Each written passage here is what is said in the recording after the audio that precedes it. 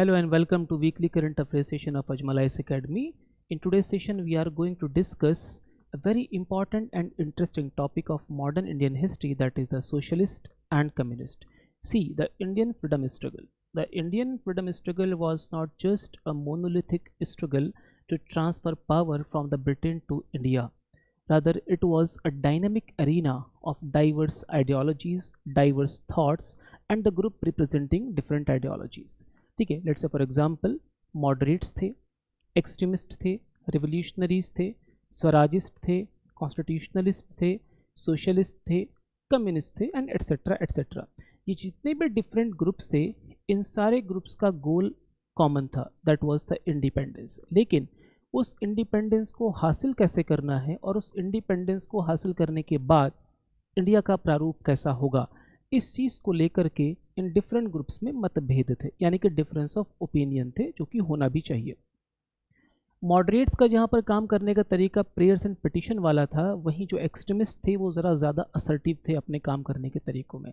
Revolutionaries violence का सहारा लेंगे और जो स्वराजिस्ट हैं ये अपने एजेंडा को चलाने के लिए they will prefer to enter into the legislative process, और अगर वहाँ पर अपनी बात नहीं मानी जाएगी तो पूरे प्रोसेस को विद इन जा कर के उसको डिस्टर्ब करेंगे। वहीं सोशलिस्ट और कम्युनिस्ट इंडिपेंडेंस के साथ साथ चाहेंगे कि इंडिया का complete social and economic transformation भी हो, ताकि पॉलिटिकल इंडिपेंडेंस मिलने के बाद सोशल और इकोनॉमिक इंडिपेंडेंस के सपने को भी अचीव किया जा सके।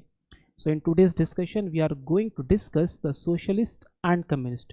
चूँकि दोनों ही डिफरेंट जो आइडियोलॉजीज़ हैं इनका रूट एक जगह से आता है जिसको हम लेफ्ट आइडियोलॉजी कहते हैं, तो first will discuss about left, socialist and communist. अब एक सवाल ये आता है कि डिफरेंट ग्रुप में हम इन दो के बारे में ही अब क्यों पढ़ रहे हैं? क्यों? क्योंकि कम्युनिस्ट पार्टी ऑफ इंडिया 1925 में इसको इस्टेब्लिश किया गया था और अब इसके 100 साल पूरे हो चुके हैं। तो हम देखेंगे कि इस 100 साल में ये कम्युनिस्ट आइडियोलॉजी इंडिया में किस तरह से इमरजेंस में आती है, किस तरह से इसका इम्पैक्ट पड़ता है नेशनल मूवमेंट पर, इनका कंट्रीब्यूशन क्या रहा, इनके लिमिटेशंस क्या हैं, और आज आखिर ये कम्युनिस्ट पार्टीज इंडिया में इतनी बुरी हालत में क्यों हैं। So stay connected and let's begin today's discussion.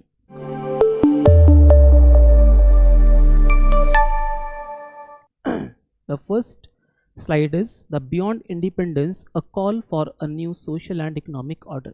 See, 1920s का जो टाइम है, इस टाइम पर इंडिया में एक बहुत ही पावरफुल लेफ्ट मूवमेंट इमर्ज होता हुआ दिखेगा, जिनके दो मकसद थे।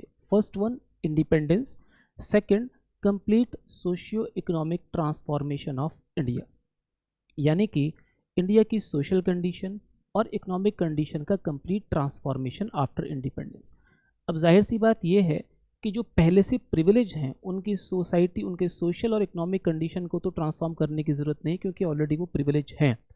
तो किसकी सोशल और इकोनॉमिक कंडीशन को हम ट्रांसफॉर्म करेंगे? जो प्रिविलेज नहीं है, that is the marginalised group, like peasants, like workers, like landless labourers. तो जो लेफ्ट मूवमेंट है उसका जो टारगेट ग्रुप है वो आपके मार्जिनलाइज सेक्शन ऑफ सोसाइटी होगा, workers, peasants and landless labourers, यानी कि ये लोग, ये ग्रुप इस मूवमेंट के साथ ज़्यादा जुड़ेंगे।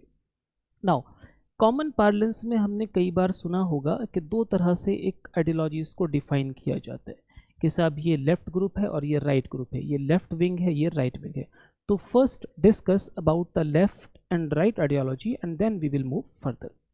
सी, लेफ्ट और राइट को समझने के लिए ज़रा इतिहास में पीछे चलते हैं। फ्रेंच रेवोल्यूशन, फ्रेंच रेवोल्यूशन के बाद जो फ्रेंच नेशनल असेंबली को कन्वीन किया जाता है, फ्रेंच नेशनल असेंबली को कन्वीन जब किया जाता है तो उसमें जितने मेंबर्स हैं उन मेंबर्स में अलग अलग सोच के लोग थे। कुछ लोग ये चाहते थे कि जो पहले से मोनार्की वाला सिस्टम है उसमें रेडिकल चेंजेस किए जाएं, उसकी पावर को सब्सटेंशियली कम किया जाए और कॉन्स्टिट्यूशनल रिफॉर्म्स लाए जाएं। एक ग्रुप चाहता था स्टेटस को, यानी कि जो मोनार्की पहले से चली आ रही थी वो जूं की तूं चलती रहे, उसकी पावर्स और फंक्शंस में कोई ख़ास चेंजेस ना लाए जाएं। तीसरा भी एक ग्रुप था जो चाहता था कि रिफॉर्म तो हो लेकिन बहुत ही रेडिकल ना हो, बहुत मॉडरेट रिफॉर्म हो, यानी कि सिस्टम पुराना वाला चलता लेकिन उसमें कुछ ना कुछ कमियां हैं उनको दूर किया जा सके। तो एक ग्रुप वो था जो बहुत ही सिग्निफिकेंट चेंज चाहता था, एक ग्रुप वो था जो बिल्कुल चेंज नहीं चाहता था, तीसरा ग्रुप वो था जो थोड़े मोड़े चेंज चाहता था। अब इत्तेफाक से जो सिग्निफिकेंट चेंज चाहने वाला ग्रुप था वो इस असेंबली में लेफ्ट साइड में बैठेगा, जो स्टेटस को मेंटेन करने वाले लोग थे वो राइट साइड में बैठे, और जो बहुत कम या बहुत ही मॉडरेट रिफॉर्म चाहते थे वो सेंटर में बैठे। ठीक है, यहीं से आएगा लेफ्ट, राइट एंड सेंटर, यानी कि लेफ्ट विंग उस आइडियोलॉजी को बोलेंगे, उन ग्रुप को बोलेंगे जो कि सोसाइटी और इकोनॉमी में रेडिकल चेंजेस को प्रपोज भी करते हैं और उसको फेवर भी करते हैं। वहीं जो राइट विंग को हम कहेंगे तो राइट विंग मतलब जो फंडामेंटल्स हैं सोसाइटी और इकोनॉमी के उसमें चेंज नहीं चाहते। आज के टाइम पर जो लेफ्ट विंग है उसके साथ दो आइडियोलॉजीज को एसोसिएट किया जाता है, one is socialism, second is communism, क्योंकि दोनों ही आइडियोलॉजी सोसाइटी और इकोनॉमी के कंप्लीट और रेडिकल ट्रांसफॉर्मेशन की बात करती हैं। तरीके दोनों के अपने अलग अलग हैं। So this is the birth of left, right and centre. अब सवाल ये उठता है कि फ्रेंच रेवोल्यूशन का एक कॉन्सेप्ट आखिर इंडिया तक कैसे पहुंचा। इस चीज़ को समझने के लिए हम तीन अलग अलग टाइम पीरियड की बात करेंगे, एक 1918 से पहले का, दूसरा 1918 टू 1919 एंड थर्ड 1920। देखिए 1918 से पहले हम देखेंगे इंडिया में ग्रेजुअली इंडस्ट्रियलाइजेशन बढ़ रहा है। यहाँ पर कॉटन इंडस्ट्री डेवलप हो रही है, यहाँ पर जूट इंडस्ट्री डेवलप हो रही है, यहाँ पर iron and steel industry develop हो रही है। बड़े बड़े शहर धीरे धीरे इमरजेंस में आ रहे हैं। तो जब ये इंडस्ट्रियल क्लस्टर धीरे धीरे डेवलप होंगे तो यानी कि इस इंडस्ट्री में काम करने के लिए वर्कर्स भी चाहिए होंगे, तो यहाँ पर वर्कर्स आएंगे। तो इस तरह से इंडिया में एक वर्किंग क्लास इमरजेंस में आएगी। ठीक है, और इसी टाइम पर 1917 में रशिया में एक रेवोल्यूशन होगा जिसको कहते हैं बोल्शेविक रेवोल्यूशन और अक्टूबर रेवोल्यूशन, जिसमें जो वर्कर्स हैं वो राजशाही को ख़त्म कर देते हैं। तो एक तरफ तो इंडिया में वर्किंग क्लास इमरजेंस में आ रहा है, वहीं दूसरी तरफ दुनिया के एक दूसरे कोने में इस वर्किंग क्लास की एक कामयाबी दुनिया भर में बताई जा रही है, that was the Bolshevik revolution. तो बोल्शेविक रेवोल्यूशन के आइडियाज़ ने इन वर्कर्स को कहीं ना कहीं इन्फ्लुएंस किया, लेकिन अभी भी इन वर्कर्स में एक क्लास कॉन्शियसनेस नहीं था। अभी क्लास कॉन्शियसनेस क्या है ये आगे हम डिस्कस करेंगे। इसके बाद हम टर्निंग पॉइंट जो देखते हैं दैट इज़ 1918 टू 1919। यहाँ पर सबसे पहली चीज़ है कि फर्स्ट वर्ल्ड वॉर की वजह से जो इकोनॉमिक हार्डशिप थी, यानी कि स्टैंडर्ड ऑफ लिविंग जो महंगा हो गया था, इन्फ्लेशन की वजह से जो लेबर्स हैं उनकी लाइफ पहले से मुश्किल हो गई। ठीक है, लेकिन जो ओनर्स हैं वो उनकी वेजेस बढ़ाने के लिए तैयार नहीं हैं। तो इकोनॉमिक हार्डशिप एक रीज़न है। और इसी टाइम पर 1919 में रशिया में लेनिन बनाता है कम्युनिस्ट इंटरनेशनल। अब ये क्या था? कम्युनिस्ट इंटरनेशनल की कोशिश थी कि एशिया और अफ्रीका में जिन जिन देशों में यूरोपियन पावर्स रूल कर रहे हैं उनको कॉलोनी बनाकर वहाँ के रेवोल्यूशनरीज को कम्युनिस्ट सपोर्ट दें और जो इंपीरियल पावर्स हैं उनको हराया जाए। ठीक है, तो कम्युनिस्ट इंटरनेशनल बना, इकोनॉमिक हार्डशिप रही, इस वजह से अब जो ये वर्कर्स थे इनको अपनी ख़राब कंडीशन के बारे में एहसास होना शुरू होगा। अब फैक्ट्री में बहुत सारे वर्कर्स काम कर रहे हैं, उन वर्कर्स की इकोनॉमिक कंडीशन लगभग एक जैसी है। फैक्ट्री से निकलने के बाद जो उनकी सोशल लाइफ है वो भी लगभग एक जैसी है। तो the moment when these workers will realise कि उनकी इकोनॉमिक कंडीशन और सोशल कंडीशन एक ही जैसी हैं और उन ख़राब इकोनॉमिक और सोशल कंडीशन की जो वजह है वो है उनके इंडस्ट्रियलिस्ट ओनर्स, ठीक है, वो भी एक हैं। तो ऐसे में ये क्लास जो थी पहले क्लास इन इटसेल्फ थी, अब ये क्लास फॉर इटसेल्फ हो जाएगी और यहीं से क्रिएट होगी क्लास कॉन्शियसनेस। यानी कि इनको समझ में आएगा कि हम सब लोगों की सोशल इकोनॉमिक कंडीशन एक है और हमारी ख़राब कंडीशन के जिम्मेदार भी एक पर्टिकुलर ग्रुप है। ठीक है, तो अब ये क्लास कॉन्शियसनेस जब क्रिएट होगी तो हम देखेंगे इंडिया में जो लेबर्स के स्ट्राइक हैं उनकी फ्रिक्वेंसी बढ़ जाएगी। Now the labours will become more aware, more energetic. अब इस बढ़ती हुई अवेयरनेस और एनर्जी को चैनलाइज करेंगे कुछ learned Indians like Lala Lajpat Rai and Dewan Chaman Lal, जो कि इन वर्कर्स को, इन लेबर्स को एक ऑल इंडिया प्लेटफॉर्म देंगे जिसको हमने कहा all India trade union Congress 1920। ठीक है, तो बेसिकली जो लेफ्ट इन्फ्लुएंस इंडिया में देखने को मिलेगा वो तीन स्ट्रीम में देखने के लिए मिलेगा, एक सोशलिज्म, दूसरा कम्युनिज्म और तीसरा रेवोल्यूशनरी। आगे हम वन बाय वन डिस्कस करेंगे। सो 1918 से पहले क्लास कॉन्शियसनेस का अभाव था। 1918 और 1919 एक टर्निंग पॉइंट प्रूव हुआ because of the economic hardship during world war one, और यहाँ पर क्लास कॉन्शियसनेस धीरे धीरे जन्म लेगी, जिसकी वजह से जो स्ट्राइक्स हैं ये मोर फ्रिक्वेंट हो जाएंगे और फाइनली इनको एक ऑल इंडिया प्लेटफॉर्म मिलेगा जिसको कहा गया all India trade union Congress. So in this way जो एक लेफ्ट आइडियोलॉजी का जन्म फ्रांस में हुआ, बाद में फ्रांस से रशिया और उससे होते होते इंडिया में उसका इन्फ्लुएंस हमें देखने को मिलेगा till 1920। Move to another slide. अब ये आइडियाज़ तो इंडिया में आ गए, अब ये कुछ अवेयर पढ़े लिखे लोगों के पास है, आम जनता तक कैसे जाएगा? उसका सबसे अच्छा तरीका है न्यूज़पेपर एंड जर्नल्स। कुछ एनलाइटेंड इंडियंस थे जिन्होंने कुछ न्यूज़पेपर और जर्नल्स लिखे इन सोशलिस्ट और कम्युनिस्ट आइडियाज़ को प्रमोट करने के। Let's say for example the socialist and the Gandhi and Lenin which was published by Amrit Dange, Inquilab by Ghulam Hussain, Labour and Kisan M Singaravelu and Navyug by Muzaffar Ahmad. आप ये नाम याद कर सकते हैं, इनको लेकर के प्रीलिम्स में एक क्वेश्चन पूछा जा सकता है।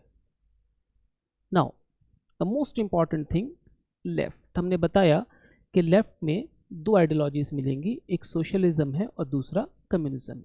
देखिए सोशलिज्म में ये माना जाता है कि जो सोसाइटी का एक ट्रांसफॉर्मेशन होना चाहिए, मतलब there must be social and economic transformation, लेकिन ये जो ट्रांसफॉर्मेशन होगा ये स्लो होगा, ग्रेजुअल होगा और ये कॉन्स्टिट्यूशनल मेथड से होगा, ये डेमोक्रेटिक फ्रेमवर्क में होगा। ठीक है, यानी कि सोसाइटी में जिन लोगों की सोशल कंडीशन अच्छी नहीं है, जिनकी इकोनॉमिक कंडीशन अच्छी नहीं है, उसको ट्रांसफॉर्म करना ज़रूरी है, बट ये ट्रांसफॉर्मेशन कॉन्स्टिट्यूशनल मेथड से होना चाहिए, ये डेमोक्रेटिक फ्रेमवर्क के अंदर रह करके होना चाहिए, और अगर इस तरह से होगा तो जाहिर सी बात है ये स्लो और ग्रेजुअल होगा। वहीं दूसरी तरफ एक आइडियोलॉजी है communist. Communist ideology Karl Marx की थिंकिंग से आती है। इसको समझने के लिए ज़रा समझें, कार्ल मार्क्स के हिसाब से सोसाइटी में दो ग्रुप्स हैं, एक है हैव्स और दूसरे हैं हैव नॉट्स। ये हैव्स जो हैं इनका रिसोर्सेस पर कंट्रोल है, या जिसको हम मीन्स ऑफ प्रोडक्शन भी कहते हैं सोशियोलॉजी की लैंग्वेज में, और जो हैव नॉट्स हैं इनका रिसोर्सेस पर कोई कंट्रोल नहीं है, इनके पास जो भी कुछ है वो है इनका लेबर, और ये उस लेबर को क्या करेंगे? सेल करेंगे। ठीक है, तो इन दो ग्रुप के बीच में बहुत ज़्यादा इनइक्वलिटीज़ है। एक क्लास वो है जिसके पास सब कुछ है और दूसरा क्लास वो है जिसके पास कुछ भी नहीं है। तो जाहिर सी बात है इकोनॉमिक इनइक्वालिटीज़ की वजह से सोशल इनइक्वालिटीज़ भी होंगी। अब अगर इन सोशल और इकोनॉमिक इनइक्वालिटीज़ को दूर करना है तो जो हैव्स के पास जो बहुत सरप्लस अमाउंट ऑफ वेल्थ है उसका रीडिस्ट्रीब्यूशन होना ज़रूरी है। किन की तरफ? हैव नॉट की तरफ। अब ये रीडिस्ट्रीब्यूशन जो है पीसफुल नहीं हो सकता अकॉर्डिंग टू कार्ल मार्क्स, क्योंकि इनका कहना है कि जो हैव्स हैं जिनका पूरे रिसोर्सेज पर कंट्रोल है ये किसी भी तरह से अपना कंट्रोल रिसोर्सेज से लूज़ नहीं करना चाहेंगे। तो ऐसे में ज़रूरत है किसकी? रेवोल्यूशन की, क्रांति की, और ये क्रांति में खून खराबा भी हो सकता है। जब ये क्रांति होगी तो जो एक्सेस जो यहाँ पर वेल्थ है वो रिडिस्ट्रीब्यूट होगा, और यहाँ पर फिर कंट्रोल किसका हो जाएगा? मजदूर वर्ग, सर्वहारा वर्ग, वर्किंग क्लास, जिसको हम कहते हैं प्रोलेटेरिएट। तो इस रेवोल्यूशन के ज़रिए पहले इस्टेब्लिश होगा डिक्टेटरशिप ऑफ प्रोलेटेरिएट। जब मजदूरों की डिक्टेटरशिप होगी तो अब कोई भी फैक्ट्री उसका ओनर नहीं चलाएगा, यानी कोई भी factory let's say for example कोई मिस्टर एक्स या मिस्टर वाई नहीं चलाएंगे, बल्कि वो फैक्ट्री या इंडस्ट्री कौन चलाएंगे? उसके वर्कर्स, यानी कि डिक्टेटरशिप ऑफ प्रोलेटेरिएट, यानी कि उसका जो प्रॉफिट है वो उसके ओनर के पास नहीं बल्कि वर्कर्स में डिस्ट्रीब्यूट होगा। तो यहाँ से जब सबके पास बराबर बराबर प्रॉफिट डिस्ट्रीब्यूट होगा तो यहाँ पर एक ऐसी सोसाइटी बनेगी जिसमें ना कोई ऊंचा होगा ना कोई नीचा होगा, ना कोई अमीर होगा ना कोई गरीब होगा, जिसको हमने कहा क्लासलेस सोसाइटी। और जब सोसाइटी में सब बराबर है तो स्टेट की ज़रूरत नहीं है, तो इसको स्टेटलेस सोसाइटी भी कह दिया जाता है, राइट। तो दोनों ही आइडियोलॉजीज़ सोशल और इकोनॉमिक ट्रांसफॉर्मेशन की बात करती हैं, लेकिन दोनों ही आइडियोलॉजीज़ के लिए रास्ते अलग अलग हैं। जहां सोशलिज्म डेमोक्रेटिक मेथड और कॉन्स्टिट्यूशनल मेथड को फेवर करती है, वहीं कम्युनिज्म में रेवोल्यूशन की बात करती है। अब यहाँ पर डेमोक्रेटिक और कॉन्स्टिट्यूशनल मेथड क्या हो सकते हैं? लेट्स से फॉर एग्जांपल यहाँ भी दो ग्रुप हैं, एक कोई मिस्टर एक्स है, एक कोई मिस्टर वाई है, ठीक है। सॉरी, यह हम कह सकते हैं ये हैव्स हैं और ये हैव नॉट्स हैं। अब हैव्स पर जो बहुत सारा पैसा है वो इनको क्रांति करके इनको मार के नहीं छीना जाएगा। गवर्नमेंट इन पर कुछ एक्स्ट्रा टैक्स लगाएगी और जो उस टैक्स से जो रेवेन्यू जनरेट होगा उस रेवेन्यू का इस्तेमाल गवर्नमेंट जो हैव नॉट्स हैं इनको better facilities, better living condition, better health, better education देने के लिए इस्तेमाल करेगी। तो स्लोली ग्रेजुअली कॉन्स्टिट्यूशनल वे से इनइक्वालिटीज़ को दूर किया जाएगा इन सोशलिज्म। बट कम्युनिज्म में यही काम होगा रेवोल्यूशन के ज़रिए, और ये स्टेजेस में बढ़ेगा। पहले डिक्टेटरशिप ऑफ प्रोलेटेरिएट आएगा, उसके बाद क्लासलेस सोसाइटी आएगा। So let's discuss one by one in Indian context. First, the Communist Party of India. So Communist Party की जो शुरुआत है वो 1920 में it was founded by Manabendra Nath Roy और एम एन रॉय। कहाँ बनी साहब? ताशकंद। ताशकंद कहाँ पर है? Uzbekistan, central India. अब सी, ये पार्टी नो डाउट एक इंडियन ने फॉर्म की थी, लेकिन ये इंडिया में नहीं बनाएगी। दूसरी बात, इस पार्टी का किसी भी इंडियन पार्टी के साथ कोई एफिलिएशन नहीं था, बल्कि इसका एफिलिएशन सोवियत रशिया की, सोवियत यूनियन की एक पार्टी थी कम्युनिस्ट इंटरनेशनल, उसके साथ इसका एफिलिएशन था। बनी भी इंडिया के बाहर थी। इसीलिए जो 1920 में जो भारतीय कम्युनिस्ट पार्टी बनी थी, इसको एक फॉर्मल बिगिनिंग नहीं माना जाता कम्युनिस्ट पार्टी का इंडिया में। तो फिर फॉर्मल बिगिनिंग किसको माना जाता है? 1925 Communist Party of India in Kanpur. See, पहली बात ये इंडिया में बनी। दूसरी बात, ये सोवियत के साथ इसका एफिलिएशन फॉर्मली नहीं था, यानी कि कम्युनिस्ट इंटरनेशनल के साथ इसका कोई एफिलिएशन नहीं था। कोई भी पॉलिटिकल पार्टी जब बनाई जाती है तो उसका एक कॉन्स्टिट्यूशन होना चाहिए। कानपुर में इसको कॉन्स्टिट्यूशन दिया गया। कोई भी पॉलिटिकल पार्टी जब बनाई जाती है उसका एक मिशन और विजन होना चाहिए, जो कि इसको 1925 में दिया गया, और साथ में इसकी ऑर्गेनाइजेशनल स्ट्रक्चर को भी क्लैरिफाई किया गया। स्ट्रैटेजी क्या थी? जितने भी मेंबर्स थे सीपीआई के, उनको कहा गया कि वो जाएं कांग्रेस ज्वाइन करें। कांग्रेस, जिसका क्रिटिसिज्म ये था कि ये ज़मींदार और लैंडलॉर्ड्स की पार्टी है, कैपिटलिस्ट की पार्टी है, जाएं और उसके मेंबर्स को ये सोशलिस्ट और कम्युनिस्ट आइडियाज़ से अवेयर करें, और साथ में इंडिया के डिफरेंट पार्ट्स में वर्कर्स एंड पीजेंट पार्टीज़ को बनाएं। अब जब workers and peasant party India में अलग अलग जगह बनेंगी तो जाहिर सी बात है जो कम्युनिस्ट मूवमेंट है उसकी पॉपुलैरिटी भी बढ़ेगी, और जब पॉपुलैरिटी बढ़ेगी तो यहाँ पर आएगा क्रैकडाउन। यानी कि जाहिर सी बात है ब्रिटिश गवर्नमेंट किसी ना किसी तरह से इस मूवमेंट को सप्रेस करने की कोशिश करेगी, और सप्रेस करने में दो केसेस बड़े प्रोमिनेंट हैं। One is Kanpur conspiracy case and second is Meerut conspiracy case. Meerut conspiracy case में ऑलमोस्ट 32 कम्युनिस्ट लीडर्स थे जिनको अरेस्ट किया गया, और इसमें 3 ब्रिटिश भी थे, like Philip Spratt and Ben Bradley and Lester Hutchinson.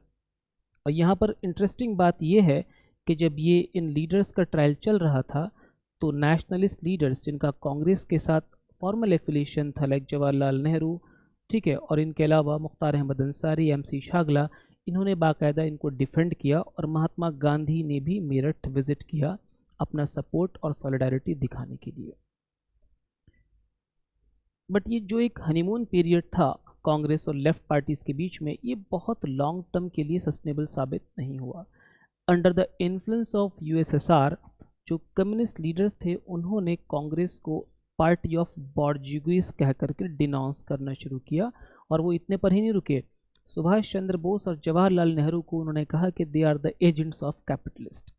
अब भाई कांग्रेस पर इतने अगर इल्ज़ाम लगेंगे तो कांग्रेस वाले भी कुछ ना कुछ बोलेंगे। उन्होंने बदले में कहा कि आप सिर्फ पॉलिटिकल पार्टी नहीं, आप रशियन सैटेलाइट्स हैं, यानी कि आपका काम जो है सिर्फ रशिया के इधर उधर घूमना है और उसी से इंस्पिरेशन लेना है और उसी के लिए काम करना है।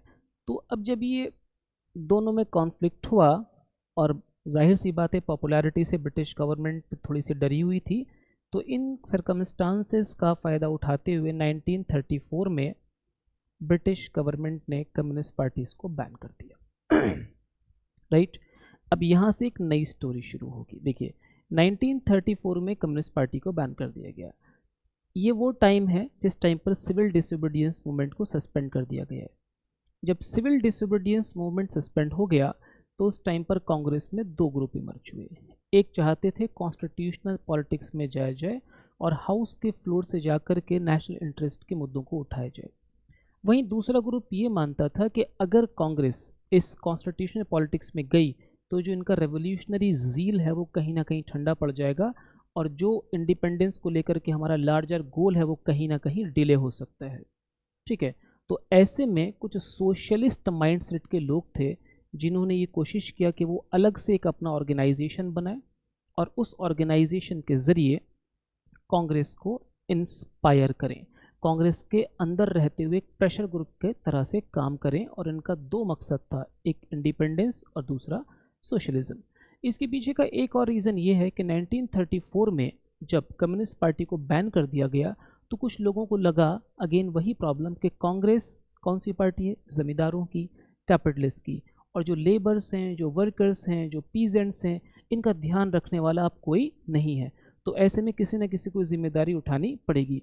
तो सिविल डिसोबीडियंस मूवमेंट का suspension and ban on the Communist Party, इन दोनों इवेंट ने एक नया डेवलपमेंट किया, that is Congress Socialist Party 1934। बनाने वाले कौन थे? Acharya Narendra Dev, Jayaprakash Narayan and Minoo Masani. Basically socialist minded लोग थे। अब ये कम्युनिस्ट पार्टी की तरह कोई एक अलग पार्टी नहीं थी, it was a group with in the Congress. ठीक है, और ये कांग्रेस के अंदर ही रह करके काम करेगी टू इन ऑब्जेक्टिव्स के लिए, इंडिपेंडेंस एंड सोशलिज्म।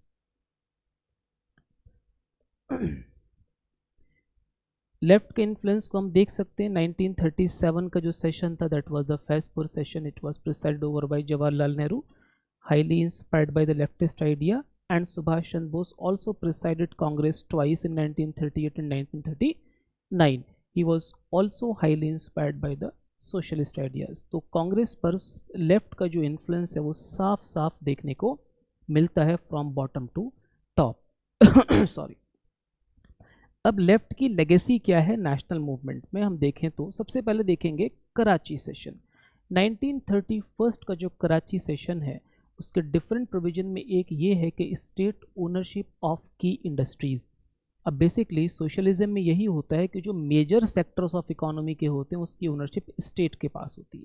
सी एक चीज़ हम इसमें समझ लेते हैं पहले कि तीन आइडियोलॉजीज़ हैं, एक सोशलिज्म है, एक कैपिटलिज्म है और एक कम्युनिज्म है। इन तीनों का एक कॉमन रूट है, that is means of production, यानी कि रिसोर्सेज। ठीक है, सोशलिज्म में ये है कि जो मीन्स ऑफ प्रोडक्शन है या रिसोर्सेज हैं तो जो लार्ज सेक्टर है उसकी ओनरशिप सरकार के पास होगी, बाकी इधर उधर वाले सेक्टर हैं वहाँ पर प्राइवेट ओनरशिप हो सकती है।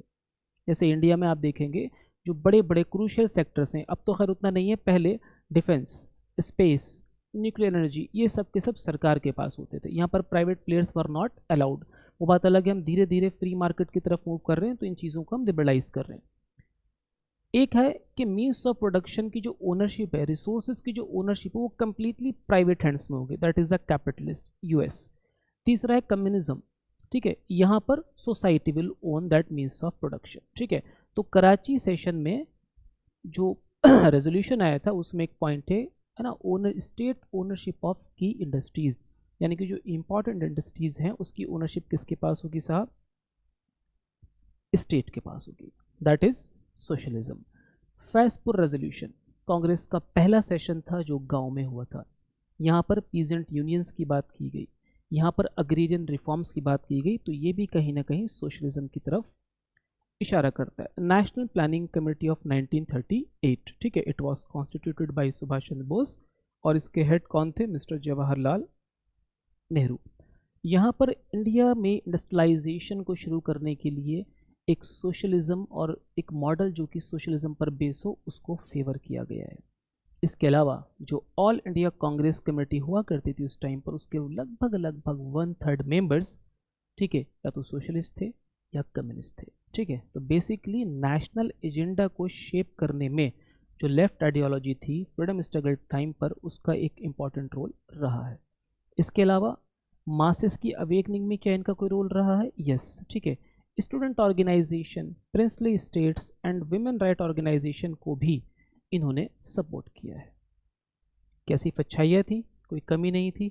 बिल्कुल ऐसा नहीं है। ठीक है, अगर हम इनका थोड़ा सा क्रिटिकल एनालिसिस करें तो एक क्रिटिकल एनालिसिस हम करेंगे प्री इंडिपेंडेंस और दूसरा क्रिटिकल एनालिसिस हम करेंगे पोस्ट इंडिपेंडेंस। ठीक है, तो प्री इंडिपेंडेंस में अगर हम देखें तो जो लेफ्ट पार्टीज़ हैं वो चाहे सोशलिस्ट हो या कम्युनिस्ट हो, इनकी अप्रोच में एक अर्बन बायस साफ साफ देखने को मिलता है। यानी कि इन्होंने जो अर्बन वर्कर्स हैं उन पर ज़्यादा ध्यान दिया, जबकि ज़्यादा इम्पॉर्टेंट एक और था जो कि रूरल पीजेंट्री। और रूरल पीजेंट्री की इंपॉर्टेंस आप समझ सकते हैं कि गांधीयन मूवमेंट में इस सेक्शन पर काफ़ी इंपॉर्टेंस दिया गया। इसके अलावा इनका जो अप्रोच था वो many a times it was confrontationist approach.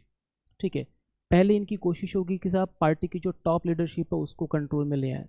ठीक है, वो नहीं आएगी तो कोशिश करेंगे पार्टी कंट्रोल में आ जाए। ठीक है, वो नहीं होगा तो कैपिटलिस्ट से भी झगड़ा करेंगे, मतलब कन्फ्रंटेशन करेंगे। ठीक है, ज़मींदारों से कन्फ्रंटेशन करेंगे, ब्रिटिश से कन्फ्रंटेशन करेंगे, फिर कांग्रेस से भी कन्फ्रंटेशन करेंगे, और जब इन सब से कन्फ्रंटेशन करके वक्त मिलेगा तो आपस में भी झगड़ा करेंगे। तो ज़्यादातर वक्त जो लेफ्ट पार्टीज़ का था उस वक्त में वो कन्फ्रंटेशनल पॉलिटिक्स में इन्होंने अपना टाइम और एनर्जी वेस्ट किया है। और इसके अलावा कुछ स्ट्रेटजिक मिसकैलकुलेशन थी, जैसे कि जो लेफ्ट पार्टीज़ हैं ना, जो कम्युनिस्ट हैं स्पेशली, वो सिविल डिसोबीडियंस मूवमेंट और क्विट इंडिया मूवमेंट जो कि लार्ज मास मूवमेंट थे उसमें पार्टिसिपेट नहीं करेंगे। लेकिन ये तो हुआ post independence, sorry pre independence. Post independence हम देखेंगे कि ग्रेजुअली धीरे धीरे धीरे धीरे जो लेफ्ट पार्टीज़ हैं इनका जो एक बेस है ना, इनका जो इन्फ्लुएंस है वो बहुत ही श्रिंक होता चला जा रहा है। And if I am not wrong, अभी सिर्फ केरला में आपको लेफ्ट पार्टी की गवर्नमेंट देखने को मिलेगी, उसके अलावा कहीं कोई ख़ास इन्फ्लुएंस नहीं मिलेगा। ऐसा क्यों हुआ? देखिए, इसके पीछे कुछ रीज़न है। एक तो इंडिया में जो पॉलिटिक्स है वो आइडेंटिटी पॉलिटिक्स है, वहाँ पर रिलीजन होगा, वहाँ पर कास्ट होगी। ठीक है, लेकिन जो लेफ्ट पॉलिटिक्स है, जो कम्युनिस्ट हैं स्पेशली, ये क्लास पर ज़्यादा फोकस करते हैं। ठीक है, तो एक तो ये प्रॉब्लम है। दूसरा कि 90s के जो इकोनॉमिक रिफॉर्म्स हुए हैं उसके बाद इंडिया में एक एस्पिरेशनल क्लास का इमरजेंस हुआ है, मिडिल क्लास। ठीक है, जो कि अपवर्ड मोबिलिटी चाहती है ना, जो कि कंज्यूमरिज्म में बहुत ज़्यादा एक उसमें उनका भरोसा है। ठीक है, तो इन सब चीज़ों को ग्रास्प करने में कहीं ना कहीं लेफ्ट पार्टीज़ फेल हुई हैं। इसके अलावा जो लेफ्ट पार्टीज़ का एक वेलफेयर वाला जो एक डायमेंशन है वो कहीं ना कहीं दूसरी पार्टीज़ ने उसको को ऑप्ट कर लिया है। लेट्स से फॉर एग्जांपल अगर हम आम आदमी पार्टी की बात करें तो जब आम आदमी पार्टी की सरकार दिल्ली में थी तो बिजली और पानी उन्होंने फ्री में दिया है, यानी कि बेसिक नेसेसिटी जो होती हैं वो उन्होंने बहुत ही कम प्राइस पर या फ्री में दिया है। और ये सिर्फ आम आदमी पार्टी की बात नहीं, ज़्यादातर पार्टीज़ ने कहीं ना कहीं अपने एजेंडा में इन सब चीज़ों को रखा है, जिसको हम लोग आमतौर पर फ्री वीज़ या रेवड़ी कल्चर भी कहते हैं। इसके अलावा over a period of time जिस तरह से ग्लोबल इकोनॉमी और ट्रेड चेंज हो रहा है उस तरह से कम्युनिस्ट पार्टीज़ ने इंडिया में ख़ुद को इवॉल्व नहीं किया।